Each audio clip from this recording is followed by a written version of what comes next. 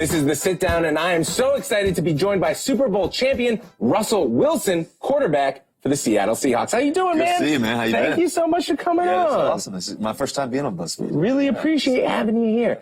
Let me ask you, it's the off season right now, right? But I have a feeling you're not the type of guy that like has an off season. What do you do? What do you do when you're not playing? Well, I'm constantly busy. I think for me, obviously, training is the number one thing, number one priority in terms of just all year round. You're kind of doing that. But we just got back from Brazil. We went to Carnival, Ciara and I. Okay. We had some amazing experiences there and activations there. And then we took a little family trip to St. Barts and then came up here to New York. And been a busy week here in New York already, doing a bunch of stuff around production.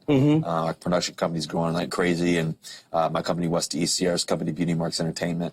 So we're doing a bunch of stuff around that. Ciara has the in-style cover.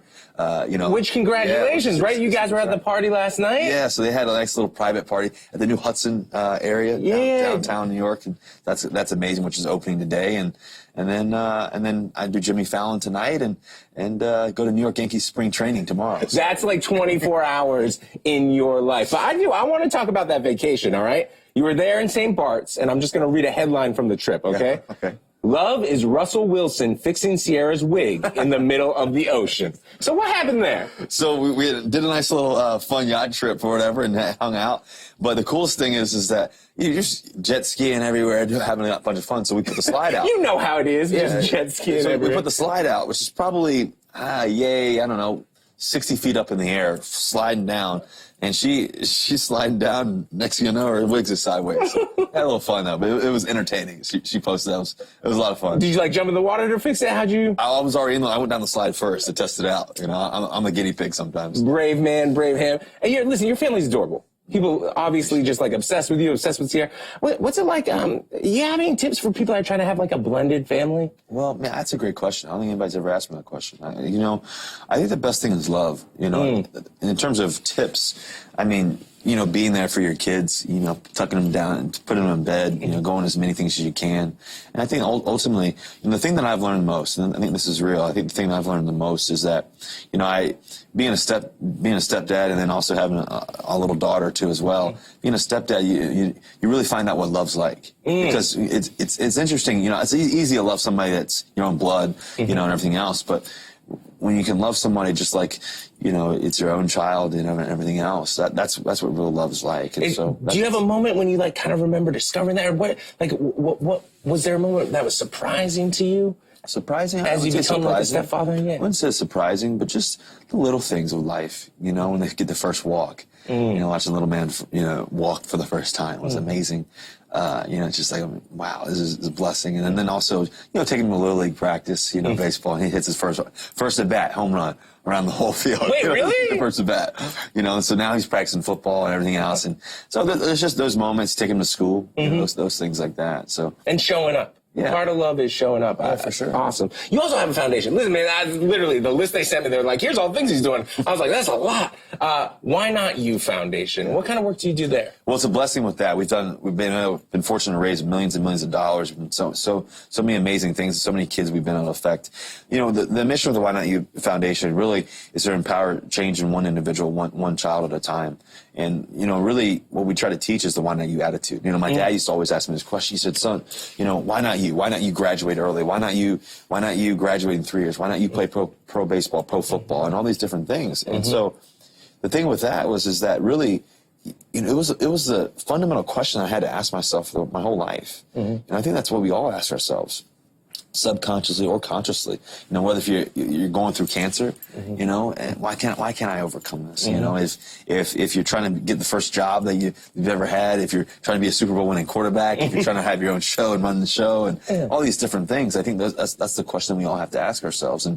And so we've been able to do some amazing things in a big way, from T-cell therapy research around cancer. I think the success rate's over 94% or something like that, which is amazing. Literally seeing, the most rewarding thing is seeing a kid go into the hospital with cancer and literally walk out with no more cancer.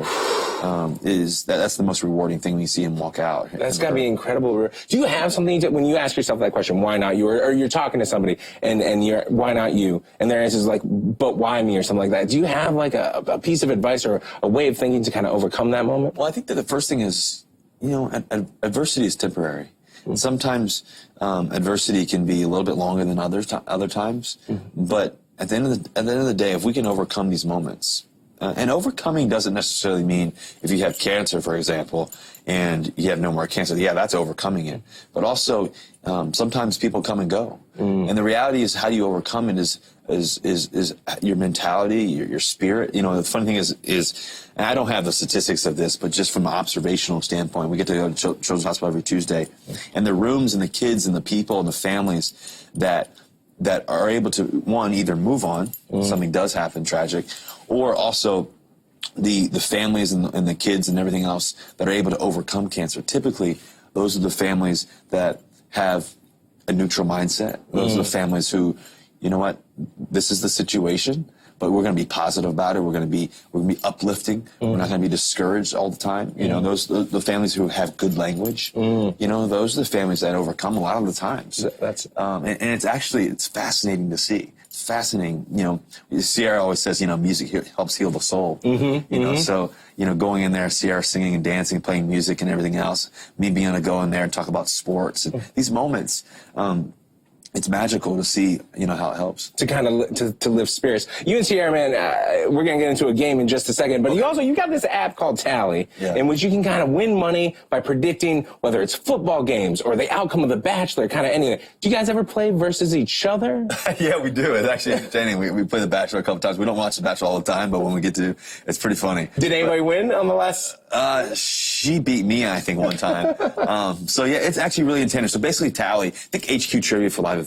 What if every live event was as important as the Super Bowl? And when I was a young kid, we used to literally tally and say, what's the score going to be? Who's going to score? Who's, you know, what point, you know? And so the tally, the concept essentially is every live event's important. You know, whether if it's obviously the Super Bowl, if it's NBA Finals, if it's March Madness coming up here, right? You know, now that it's not just about, okay, yeah, you know, obviously if you pick Kentucky and I pick Duke and Kentucky wins, okay, you win the you know, the matchup. Right. But also, hey, now game 1 versus number 16 is now significant. If it's Duke versus VCU, for example, let's just say, well, you know, now that game's important because if VCU, who's going to hit most amount of threes? So basically, Tally is 12 to 24 questions. Keep it simple. And the idea is, you know, for Major League Baseball, for the NBA Finals, for The Bachelor, like you said, The Voice, The Masked Singer, for all these live events, the Olympics. Now these matchups and these moments are important, and it's a fun, free predictions game that, you know, you get to play and be entertained. And it's a way to kind of stay in touch, too. You know, like all of a sudden you've got